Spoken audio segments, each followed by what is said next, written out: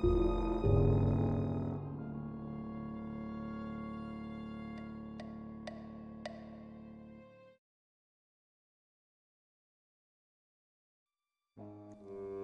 Cedeno is guilty of rising from his humble beginnings in a Venezuelan shantytown to try and remake his nation and help millions who live in the squalor.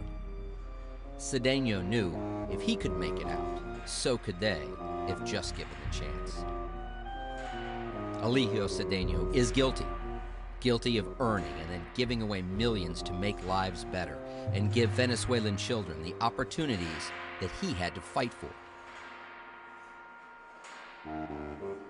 But while he is guilty of devoting his life to helping millions, he sits now alone in a jail cell in Caracas, stuck in a justice system in which there is no justice, and not once in a year has he even had the chance to face his accusers.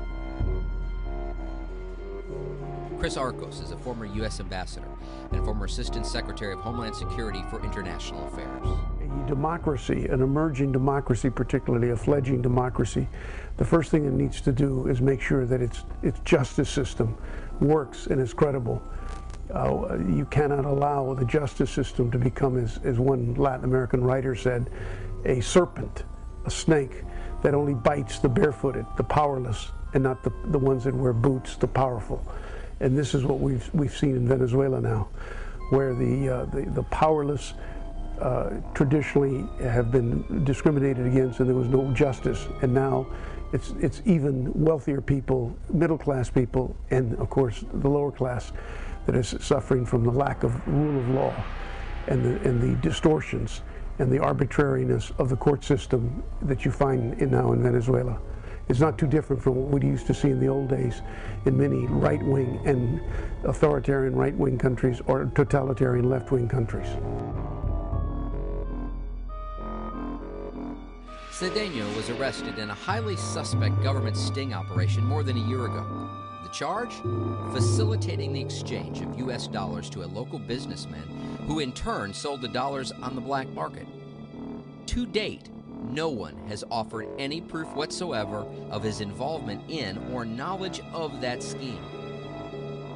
Victor Cerda is an American attorney who has investigated the case and says this seems like nothing more than the government of dictator Hugo Chavez and his attorney general locking up a political prisoner without due process. Well, Eligio Cedeno is a political prisoner in Venezuela who's been detained for more than 500 days without the right to a fair trial. He's been deprived of medical treatment. He's been separated from his family, his children. He's been a pillar in the community and has been deprived from continuing to support the community. And really, at this point in time, he's a political prisoner trying to seek justice in Venezuela.